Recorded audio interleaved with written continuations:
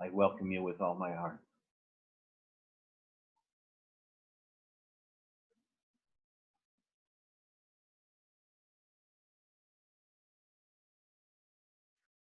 Sunday at Ed Music as Christian ministry.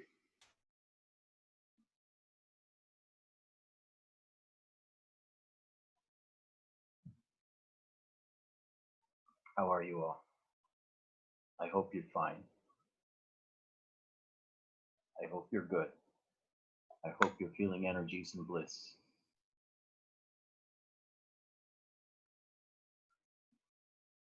Almost universally, it's accepted that there are two movements in a total spiritual life: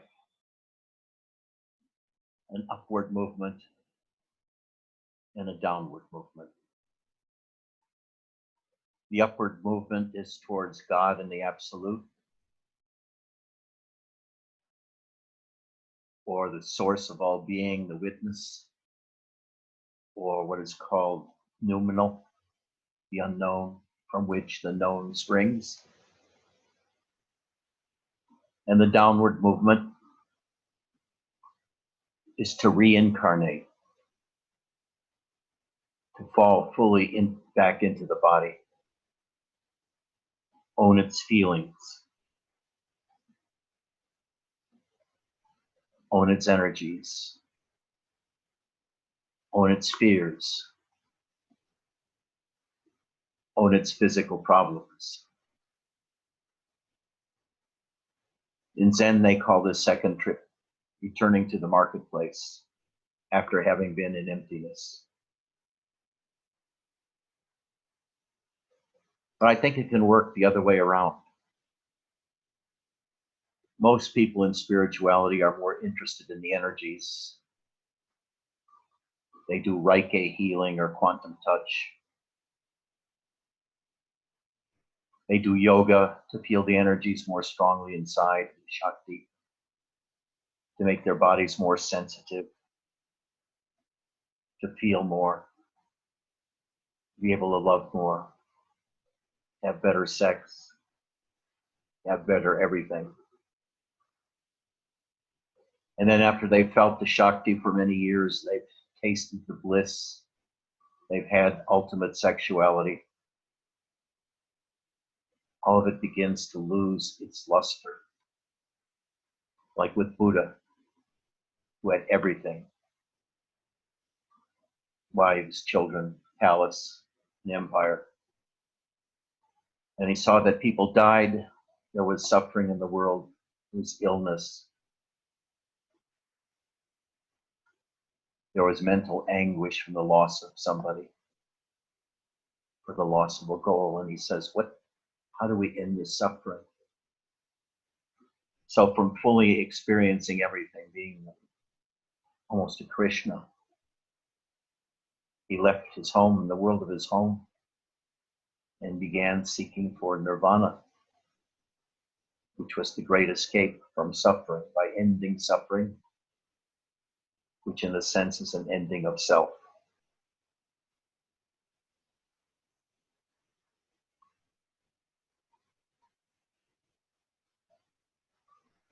And thus began Buddhism, nihilism, denial of the importance of the world, denial of the importance of the body, denial of the importance of desires, denial of the importance of health, denial of the importance of solving suffering, because the world itself was considered suffering, and the only way was to escape it into emptiness or nothingness. The ego is blown out like a candle's flame.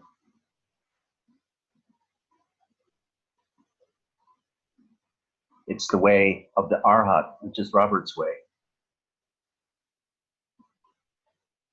But in Buddhism, there's a higher way called Mahayana, where the goal of the Arhat is to save himself from suffering and teach others how to save themselves from suffering. Is thrown aside. And from the beginning, you're giving the responsibility of saving all other beings from suffering also.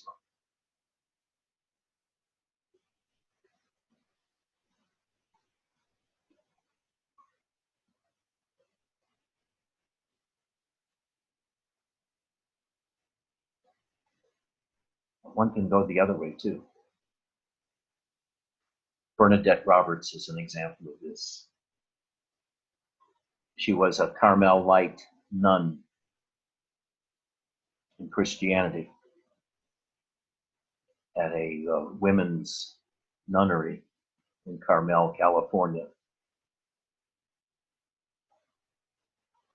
And she would spend her day increasingly being absorbed in Jesus and God.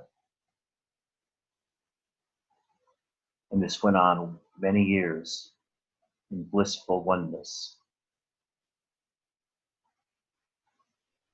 Then shitty things began to happen. More and more things were taken away from her. The bliss was taken away. Jesus was taken away. The love of Jesus was taken away. One by one, everything was taken away. Her sense of self, her desires. And she called it a calamity, having had to give up God. And the bliss of unity with God for increasing amounts of nothingness. And that's what she was teaching. Her books are all about no self, the journey to no self, and how similar that was to Buddhism. But first, she was transfixed and inspired by many years of living in unity with God.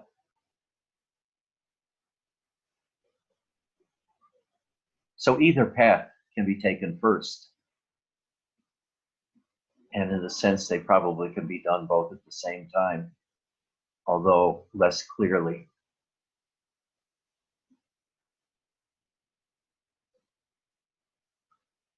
And personally, I think the initial path to the void is a lonely, depressive path where you can easily go astray and lose all interest in life. So I say do that second. As I said, most people in the spiritual path go into energies first, go into bliss first, go into love first.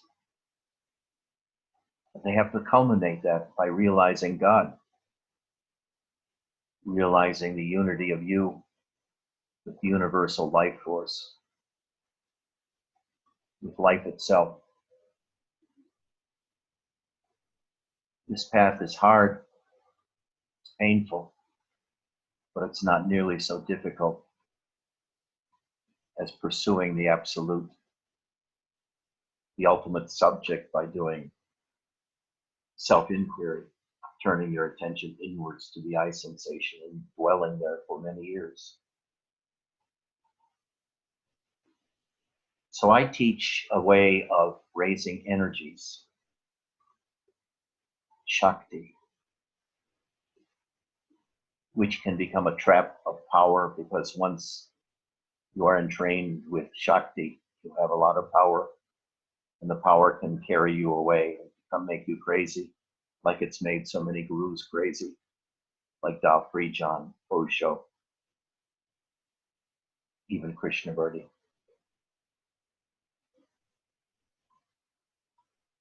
But it's better to be crazy and happy, crazy and blissful,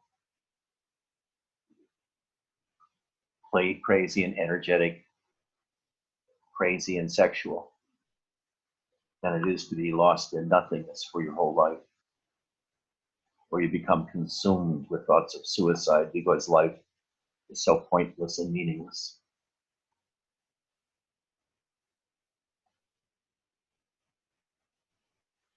So you start, I urge people to start trying to feel the energies in their heart, their sense of self, and rest in the sensation of I am. And even if you didn't feel the I am before, by poking around inside in the heart area, you begin to feel a sensation, sometimes a warmth, sometimes like a little bolt of electricity.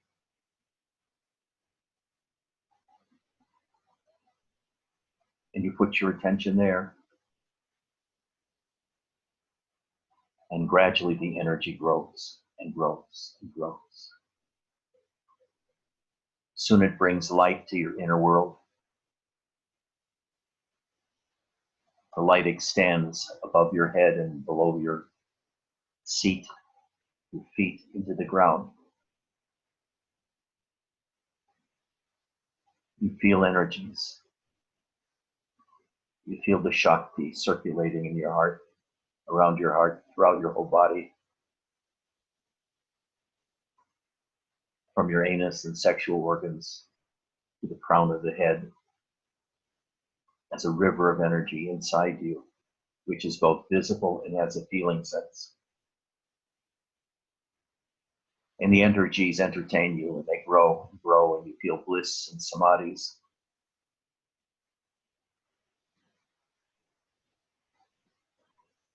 Until gradually the energies become more subtle, more quiet, more peaceful. And the bliss gives way to peace. And gradually the peace gives way to nothingness. But at no point are you in danger of getting lost in nothingness like you are if that's your original upward path of looking for the subject, of looking for the noumenal self, the invisible self, the non-experiential self. Or you look into emptiness, or you fall backwards into emptiness. I did that for 27 years, I think it was, from 27 or 28 years before I woke up to the nature, finding the nature of consciousness itself to be illusory. That the states of consciousness just floated to me, and when they got close, I was in them. Waking consciousness, sleep consciousness, dream consciousness. I became empty like space, and I saw the states of consciousness coming and going. And I found out they didn't really touch me, but it was like going into a movie, watching the movie, which may be interesting or entertaining, but you didn't get lost in them. You knew that they were separate from you. And I knew that the states of consciousness were separate from me. I was untouched by consciousness. Nothing in consciousness could hurt that self that witnessed them. This developed a little further, and I was able to see that consciousness itself was like a cloud. It had no substantial reality until it touched me, touched this body-mind. And then a whole world was discovered, came out. As soon as the cloud of consciousness touched me, in my invisible space, in space-time, or out of space-time, the whole world was born, along with knowledge of God, guru, wife, children, family, death, poverty, suffering, joy, happiness, sexuality, pleasure. All of that was born in an instant. And you can see that born in yourself every morning. If you can catch that time when you first awaken, before you become aware of everything. What Robert called the gap, which is really a definition that's similar to what Nisargadatta calls beingness, which is just being conscious without having the world superimposed on that consciousness. or the sense of the body superimposed on that consciousness. That's the gap for Nisargadatta. And he says even this gap is an illusion. This I am sensation is illusory. And you have to feel your way through it.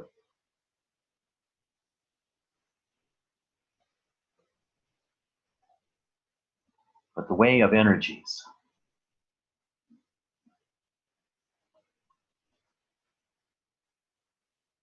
is so very, very physical. It's hard to get lost in it because the energies will always guide you. Once you feel the energies explode in you, when you have a Shaktipat style awakening to the energies, there's no turning back. You're in the tiger's mouth, so to speak. You'll go through nutty phases, talking like people on Facebook about divine love, happiness, positive thoughts, always keeping negative people out of your life, doing this and doing that, always evolving upwards. You'll talk about the evolution of consciousness and how consciousness is getting more and more evolved. And you'll ignore the fact of the war in Syria that's killed 500,000 people, the war in Iraq that killed 1.8 million people, the war in Croatia that killed I don't know how many thousands. You'll ignore the starvation in China and India and other parts of the world, especially Africa. You'll ignore the civil wars and revolutions that are going on in Africa, killing millions of people every year. You'll ignore the pogroms and genocides in the Middle East and say, the world is getting better. The world is getting better. Even when you ignore the suffering in your own life, you say, I'm a positive thinker. The world is getting better. And as the energies increase, you'll have all kinds of experiences. Energies circulating in the body that have color. Ascending energies from your anus and sexual organs to the top of your head, the crown, and then poking through and coming down the face, back into your heart.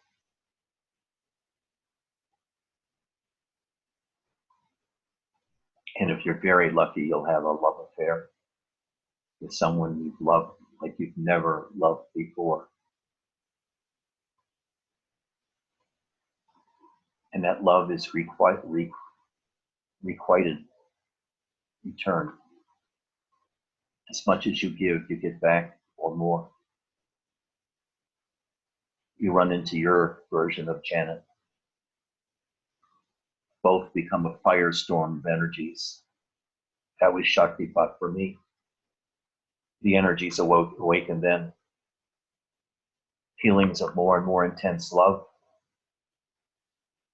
more and more intense energies circulating through my body.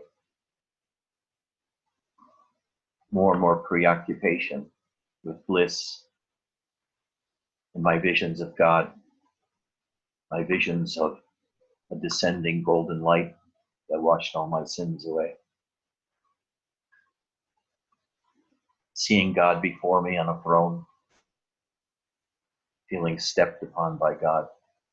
And all the while, Janet went through the same sorts of experiences. As a matter of fact, she said she only went through the experiences because I was going through them. She said they were all my responsibility.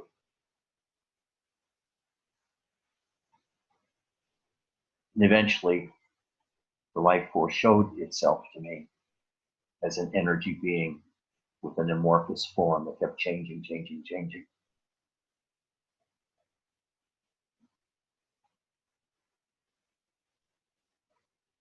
And I gradually was able to develop a relationship with this being, with this God. Little soul to big soul. ascensions of Ed, worshiping and speaking with the essence of the life force itself, the universal life force, which is the same in everyone. Every one of us partakes of the divine in the sense of healing the life force within.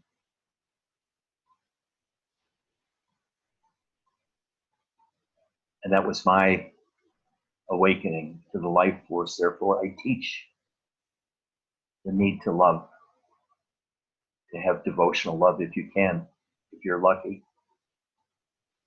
to surrender to someone, to feel absolute devotion and surrender, to want to be able to bow to someone's feet, kiss their feet, hold them tight as your beloved, while these energies go through you with love, devotion, surrender, and love so great that the love itself becomes you. You're not a human anymore. You're not Vesselina. You're not Padma or Max. You become love itself. Maybe for days you're love itself. You finally understand what it means to be loved. And that love awakens the life force in you, the God in you, the Krishna in you. And he or she shows himself or herself to you in a form that is entirely your own. You see it the way you see it. You feel it the way you feel it. You develop or not develop a relationship with it, a personal relationship with it. This is the way that I teach. If you don't have anybody else to love, love me. Or love somebody else. I can return that love. I know how to do it.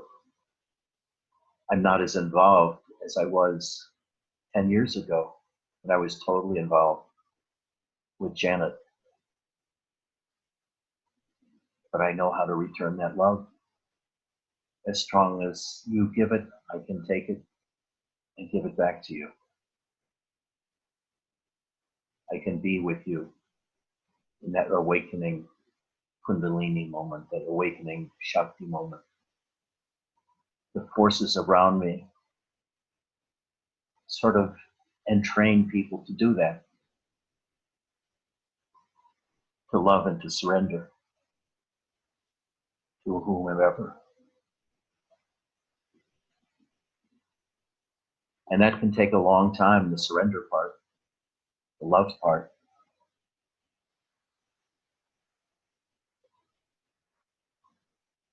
Here's another hint. When you love somebody with all your heart, your sexuality will be awakened. They operate together in human being. One is pure heart energy of devotional love, of just wanting to die in the other person's arms, just wanting to end as nothingness for that other person, to give your all to that other person, to worship that other person, to take care of that other person, protect them.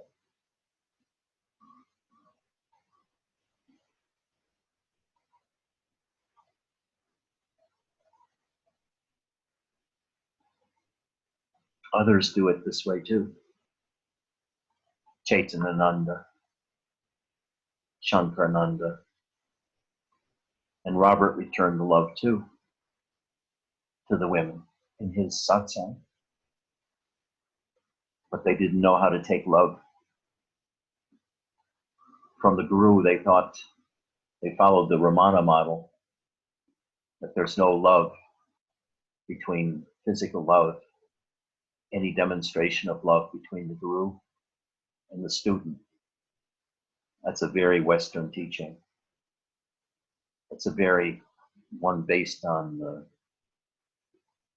psychology and the aloof nature of the psychotherapist, where love does develop between the client and the therapist, but the therapist has to be impersonal and unmoved, interpreting for the patient why they're feeling loved and making up stories, Western stories about the nature of the self and love. It's all bullshit. It's very phony. It's very artificial. The most wise thing I ever heard Chaitananda say is, human relationships are messy. If you want clarity, you stay in emptiness. But as soon as you get into relationships, there are so many different things going on between two lovers or a teacher and a student. Naturally, there's a love relationship. All of the guru theory is based on love. But in many traditions, there's not supposed to be any physical love between them. Shankarananda got in a lot of trouble because of his sexual relationships with his students. But he never preached celibacy. But they passed it off as bad, the people that wanted him out. They were having an ashram coup where they were trying to replace him as the head with one of their own.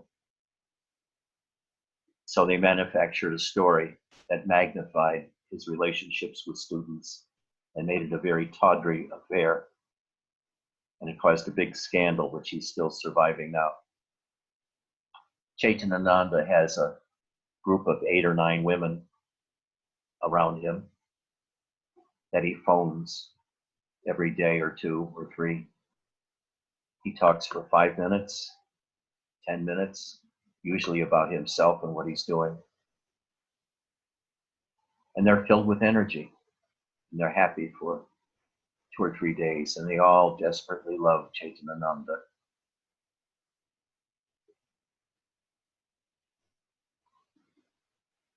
Osho tried to pass it around, not only to love him, but because he couldn't be there for everybody, he recommended everybody fall in love with each other and have sex as often as possible to get it out of their system.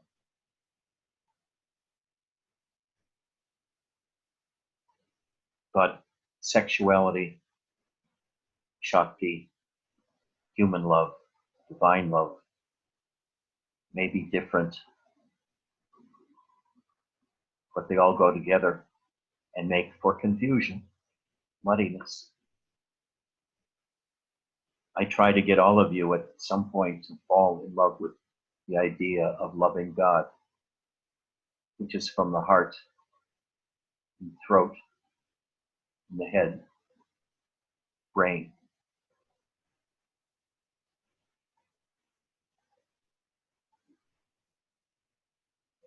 But most of us will start from the sexual organ and the gut.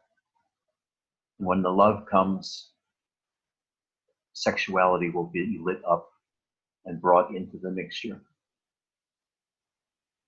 And it's not to be denied. Sexuality, the sexual energy is very powerful and can help the heart unify the whole body and its energy structures, the chakras, or whatever you call them, wherever they're located. Sometimes I have to start with sexuality to allow the person to really feel their sexuality for the first time. And for many women to have countless orgasms, one after another, day after day, hour after hour.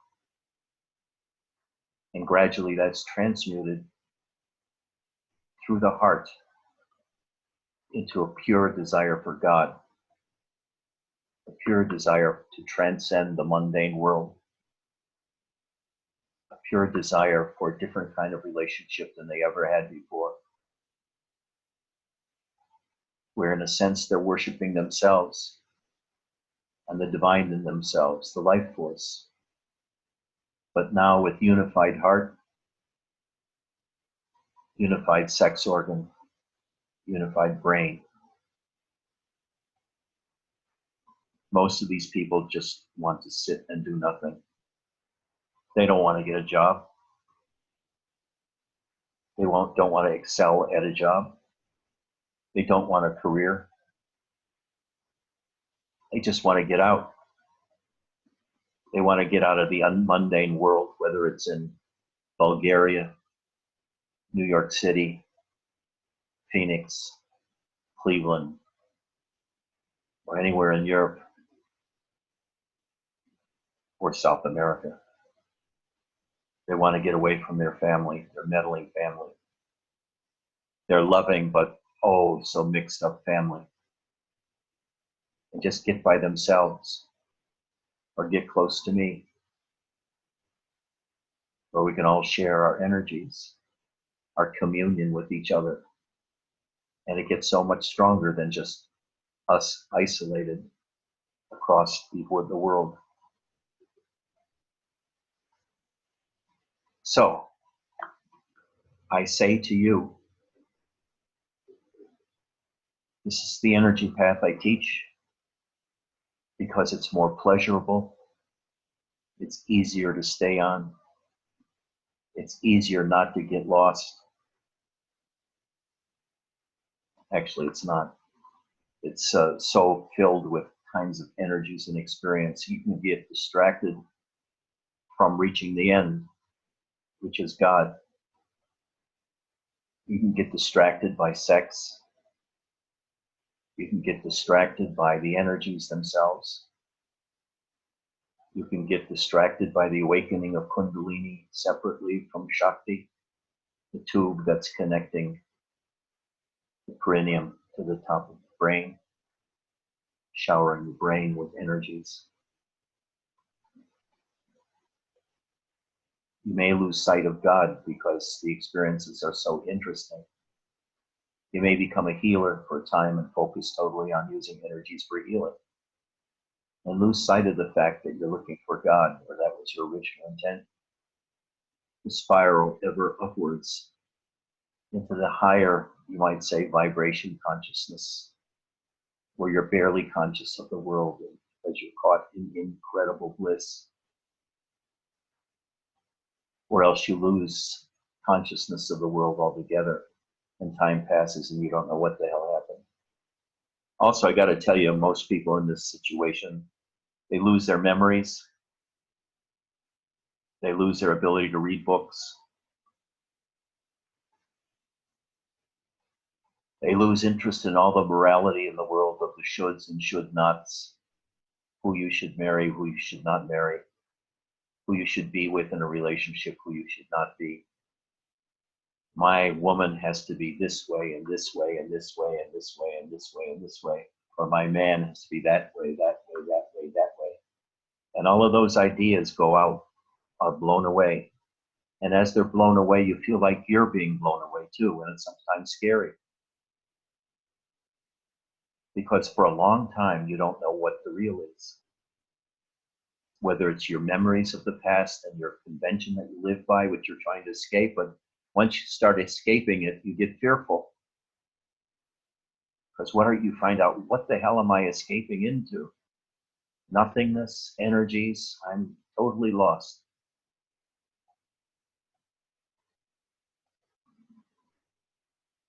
And a lot of fear can come up because a lot of unusual experiences begin to happen.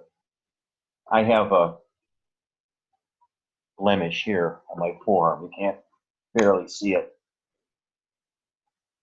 About a month ago, maybe 6 weeks ago, one morning I was looking at it and there were 9 red dots with even redder centers, like I had been bitten by an insect 9 times in that little patch here. I thought that was very interesting. What the hell's going on there? And a few days later I looked and the 9 red dots were gone and the whole area was black, dead black. And I said, uh-oh, what the fuck is going on? And then it cleared up. And when I went to the dermatologist, she said that's a certain kind of thingamajig, and it does unusual things. And said, don't bother about it. Don't be concerned about it. The same thing will happen with you with the energies.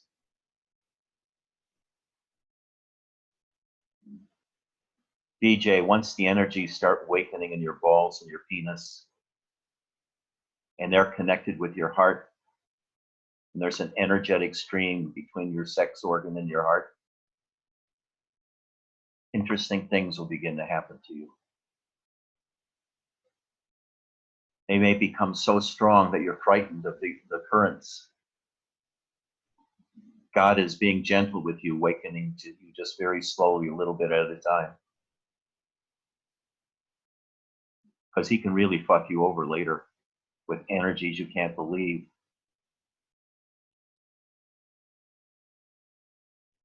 But always, the energies cannot destroy you because they are you. They won't destroy the physical body, even though it feels like they could. Because you're not the physical body, you're the energy body more so than the physical body. And the energy body is made up of energy, and anything you do energetically only increases your awareness of it and the power of it in the world. For that energetic body is powerful. And when you learn how to use the power, you can change the world. And also shape how you feel the feelings. You can filter them.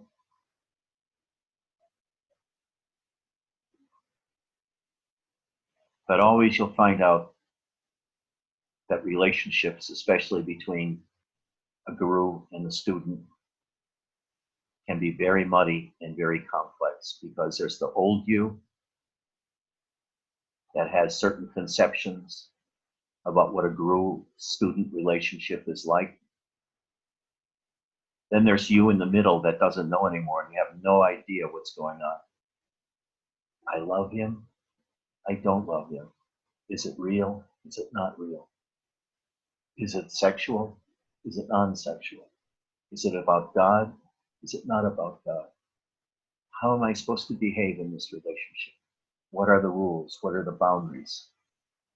There's so many rules and boundaries in the mundane world I'm trying to leave. The mundane world is so predictable. Your path is there, your career, your wife, your husband, the children you have. As soon as you have a spouse and children and a house, you're dead.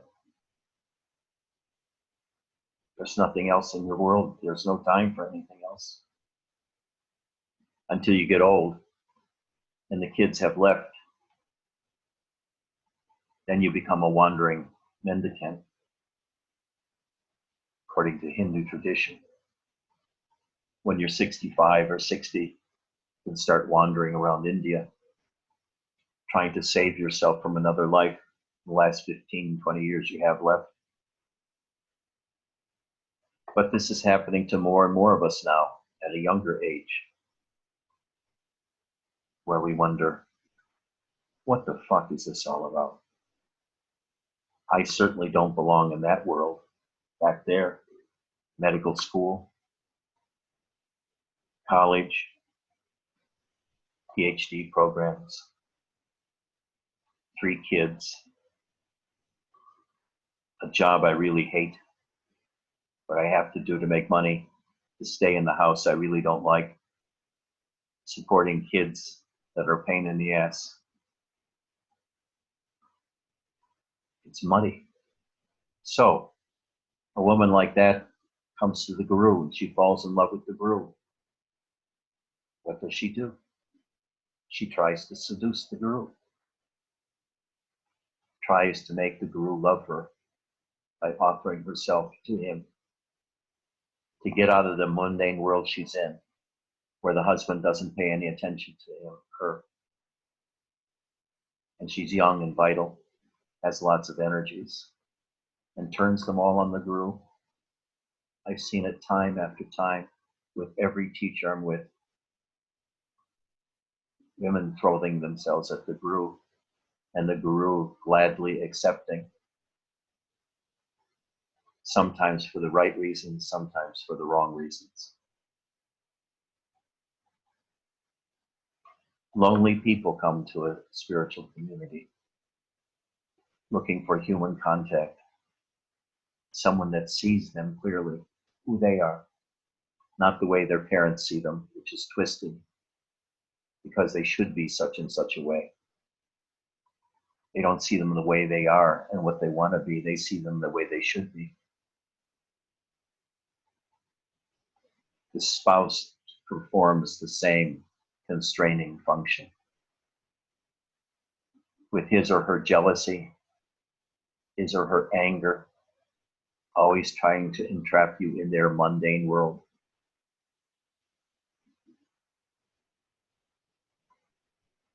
World that's insipid, cruel, and stupid, like the Trump administration has trapped the entire country.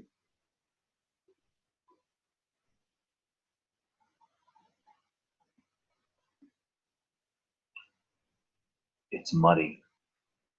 Human feelings, human relationships are muddy. Sometimes you want the guru for your own. Sometimes you don't want to even look at you because you feel you're becoming victimized. Do you love the Sangha, or do you love the energy of the Sangha and you don't care for the people at all? Why would you come to the guru? What's the purpose of coming to the guru? To get close physically to see how he or she feels to you? To get into a relationship with them, a personal relationship, a love relationship, a sexual relationship? Because all of these things are always going on in all of us. And we act them out every day in every situation. We're a mess of emotions, desires, wants, and needs, and higher spiritual aspirations too. They're all mixed together. And your feelings can change from minute to minute, hour to hour. You can be madly in love at 9 a.m.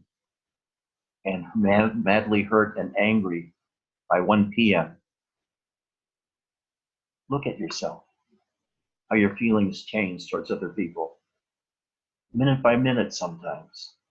Maybe during this satsang, I've gone from being an oaf to a troll, or from a troll to a god, or from a god to a donkey.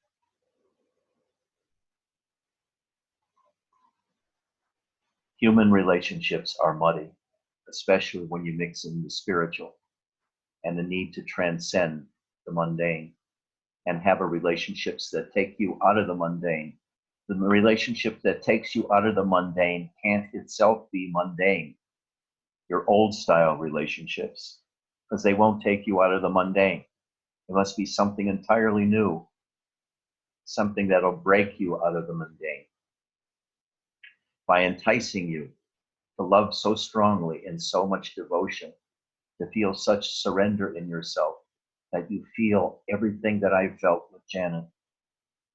The love of God arising, a vision of God with the descent of grace, God within showing me his own form, his true form, at least as I could perceive it, not showing me the form of anybody else, how they perceive God within themselves, because it's idiosyncratic.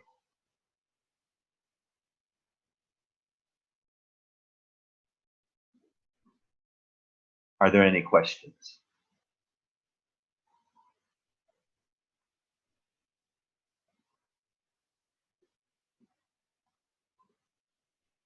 Hello, Ed. Hi, Mark. Hi there. So in many ways, you're, as usual, you're expressing stuff that is very much my experience, but there are some differences that I'd like to ask you about. So I'm a highly intuitive person, and you have led me to subsume myself into my subtler and actual bigger, holistic self. Turiya, where everything becomes one, and I feel abiding in my subtle bodies, and I feel like my everyday self is no more, and I become like a field of consciousness which is lit up, which has currents, and which is blissful to varying degrees. What my love affair appears to be with the bliss itself, and I seem to be, as I said last week, I seem to be led and instructed and healed by the bliss. So my motivation is to be in the bliss as much as possible, and to abide in it, and to allow it to heal me, allow me to enjoy it, and allow it to show me the way. Does that sound right to you? Yes, it does. Exactly right. Don't worry about what happens after the next phase. Don't worry about getting Don't worry about the off future, track. where this is all going. Don't worry about being compulsive. Like, I'm not compulsive about it. It's very natural, and it feels very right. Right. So you But say, I told you about how nothingness can come at the end of that. yes, So I said, don't worry about it. yes. Just go for it. Put all your energy into adoring the bliss. Okay, thank you for that. One more thing. You talk about genitals and to the heart and everything. There's the one part of me that seems to be left out is the middle part and the groin. But the bliss seems mostly to come in through my feet and somewhat through my hands and face. And you said also at one point, don't worry about that either. It comes in where it comes in, and that's just you.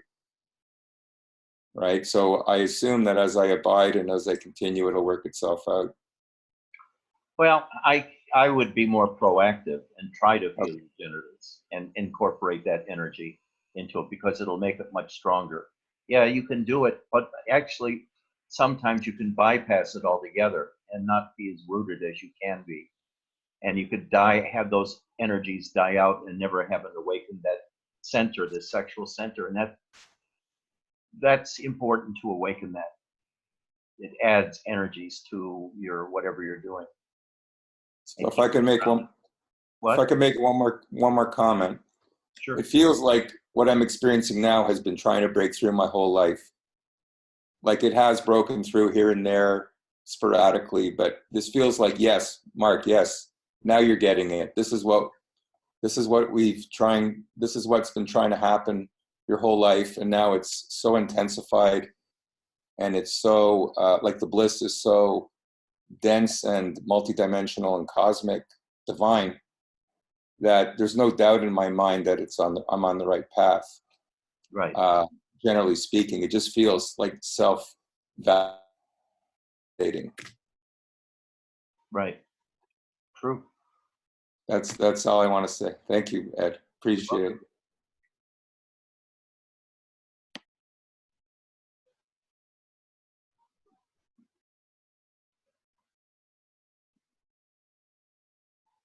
Kevin.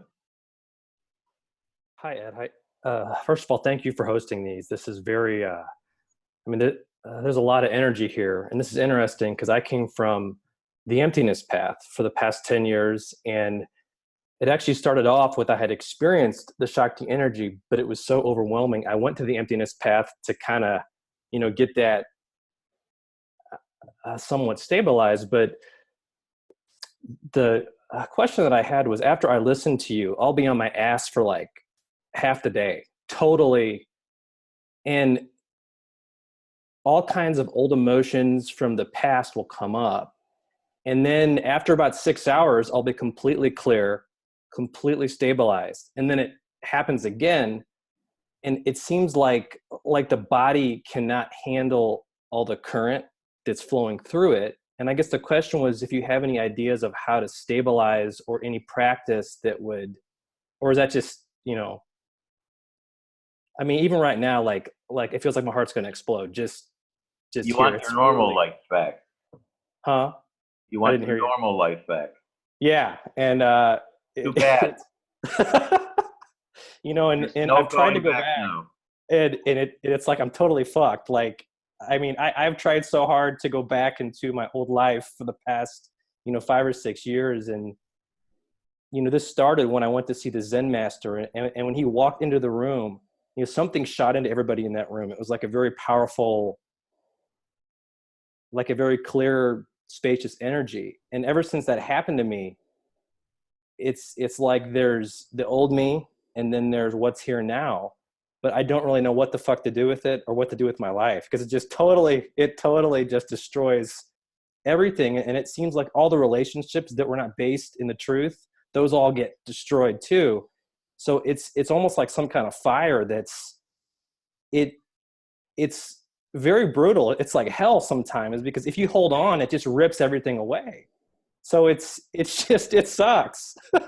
It really sucks. Welcome to the spiritual life. Oh, it sucks. But it's great sometimes too.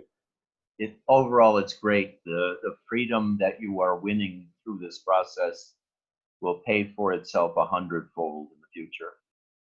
And the more you suffer now with the chaos, the lack of purpose, the lack of knowledge, the feeling stupid as a rock and not knowing what's going on, it will become your life. You'll be glad that you don't remember anything, that you can't think anymore. Oh, You feel your way through life instead of thinking your way through life. And that's been hard, because I was one of those very intellectual, analytical people, and I've starting to find that it's like trying to pick up something that died. It's like I you know what I mean? It's just not there anymore. But I keep reaching, saying, "Come on, come back!" But it's fucking dead. It's dead. Ugh. So you have to start functioning from the heart. You drop from the head, your head, the head. I wonder if there's a universal head. The head. You drop from your head. Get the preoccupation out of the brain. Focus on dropping your energy into your heart or into your gut, and practice that every day, so that the center of gravity of your attention is in your body, not in your head. And then everything goes a lot easier if you want to figure out a way that's easier, because you start functioning from the heart then without involving the mind. You sort of feel your way energetically through the world, through your heart. Okay.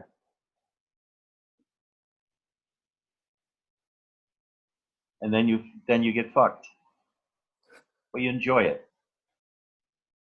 Did you ever have like a lot of stuck energy in the head? Because sometimes it'll feel like the word, like my head's gonna explode, and then I feel like something opens and then it clears. Yes. And like it was like migraines years ago, but it seems to have stabilized, because this has been like a 10-year process. You're a beginner for the first 25 years. It's rough. Vasilina, you got 24 more years to go.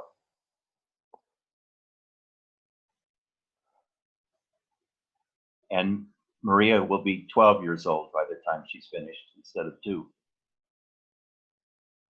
It goes on and on and on and on. You finally think you've reached somewhere, and then you'll get another insight that you had no idea what was going on. It goes on, and the only thing to do now is to become dumb as a rock. Recognize that you don't understand anything. You used to understand everything. Now you don't understand anything. Mathematics no longer works for you. You can't stand it. You can't read books because they're boring and they keep on one topic in your mind. It's just too fluid to be forced onto one topic.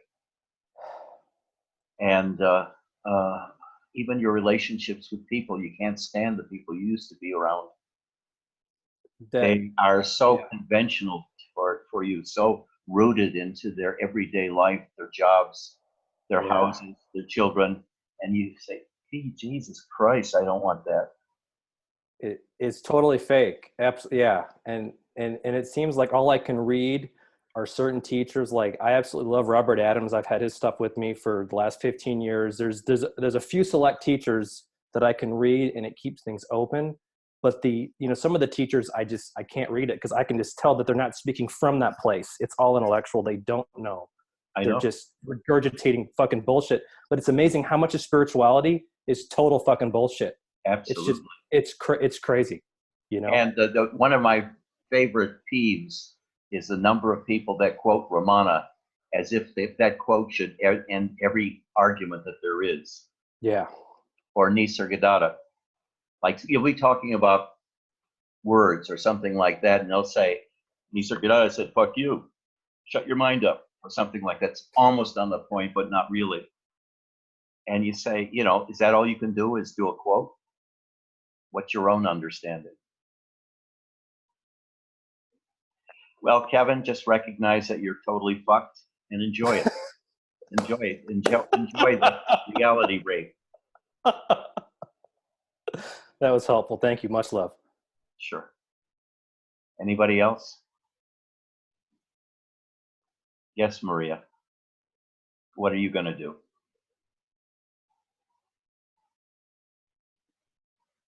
Nothing.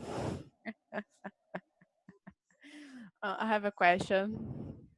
Yes. How deal with the confusion? How to what? How deal with confusion? Same answer. What? Same answer as I just gave. Drop out of your head into your heart. Feel like there's a pound of butter, stick of butter, quarter pound of butter on your head. And it begins melting because you have a hot head and a lot of hair. And all of your hair gets filled with that butter. And it's melting, melting, melting. And it drips down your face slowly. And you follow the dripping down your face, down your neck, down your chest. And sitting in meditation, you have your hands down here like this. And you imagine that the butter flows into that cup.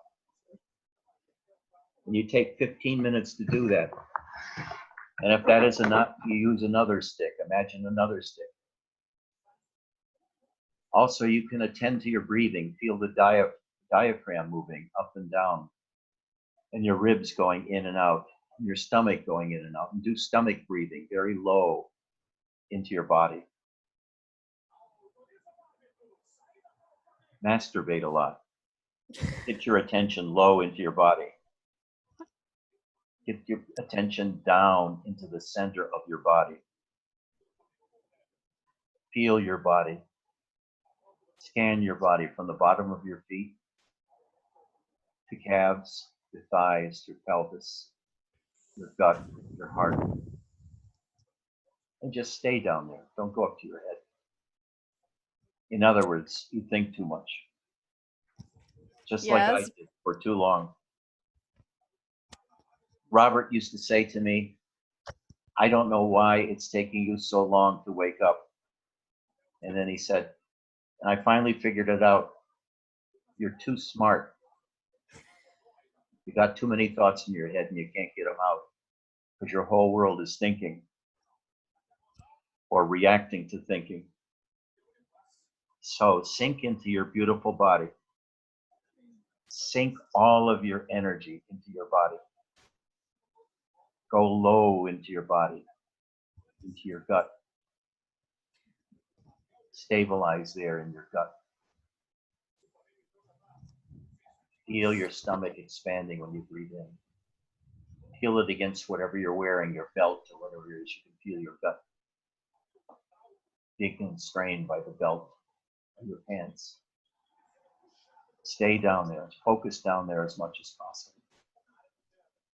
Make it a habit that when you sit in meditation, if you ever sit in meditation, you focus low in your body.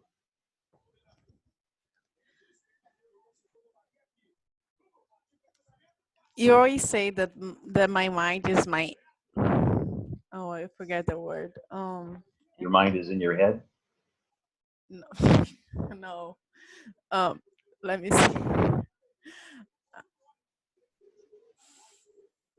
It's true. If I don't think too much and feel more, I like a dump. I don't think in nothing, or I just feel, and is more. It's hard to. it's hard to react to things because I'm more in me than in my head. It's when you But get in the head that you get confused because you start thinking, is this the right way? Is that the right way? What should I do? Should I go here? Should I go there? Should I go to school? Should I go to my grandmother? Should I go to my grandfather's house? Should I have an argument with my uncle? And this goes on all day long. Why don't they shut up outside? For Christ's sakes, I want some peace and quiet. So another thing I used to do, which I love to do, was I was working in a library, and at night, and on my break, I'd go outside and lay on the marble outside of the library and feel the coldness of the marble taking away all the tension of my body. I'd be laying down, looking up at the sky, the stars and the moon, and feel the coldness of the marble underneath. And there was no thinking that took place. It was just pure sensation of being alive on that marble slab. so now the way you talk, the way you do all of this is not here, is in your heart. Or You lower. understand that? Okay, or lower. Depends of the day, right? Right. But by the heart, I mean the wisdom of the body as a whole, led by the heart, which seems to be the place for feeling emotions, and the gut, which is the power of the life force is centered in the gut. And everything seems to function from there rather than from the head. The head comes in as an afterthought to verbalize it, to express something. So when you are emptiness inside, when you have it's not, let me put this better. I can't hear you. Okay. When you have a thing inside of you that is emptiness, is not thinking or Emotion. yes, you can talk better, you can talk with people better, you can relationship with people better, because how you say is confusion, the relationships. So you have to deal with, I don't know, with You deal 20. from your body with your heart and your pussy. You feel with your body, everything in your body, and shut the mind up. Feel your way. What do you feel? Do you feel love? Do you feel disgust? You feel burdened? You feel heavy, like something's on your shoulders? Do you feel open? How do you feel at every moment? How do you feel? And get in your body and feel it from the body, not from trying to figure out how you feel from your mind, from your head. Get out of the head energy into body energy. Feel everything. Feel the chair you're in. Feel your back touching the cloth or the leather, whatever it is. Feel the bottom of your legs on the chair, your calf muscles on the chair or whatever it's on, your arms against the arms of the chair. And then breathe in and feel the breath going deep inside. And you become a feeler, not a thinker. And it takes time. I And feel this. it takes self-forgiveness. You don't want to rush it. You just want to feel and get more sensitive to feelings all the time. Play with your cat or the dog that's around. Run energies through it. See if the dog or cat reacts to your energy. Yes. I feel the things. I feel the energy of the things all the time, but always that I get anxious or I don't know, anxious, my mind starts to work and I cannot get out of here, and it's like a loop. When the first moment that I get out into my mind and I start to think, I cannot leave of here, and I get more and more anxious, and It's like a, I forget the feeling how this to feel things. You understand what I say? Yes. Practice. Also, 2 4-ounce cups of brandy with Coke will do wonders to get rid of that thinking and sinking into your body. Become an alcoholic. Oh no, marijuana is better. To each his own. Yes. Thank you. Thank you, Maria. Anybody else?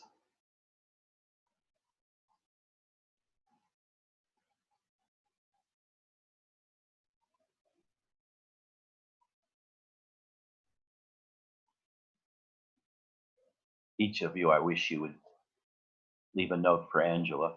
I don't know why she's not here today. But she's just transitioned out of a difficult period. And I want her to know that we care for her, that she's got a home here. I'll see you all Thursday. I love you all with all my heart. Take care. I'll see you Thursday at 11. Bye-bye.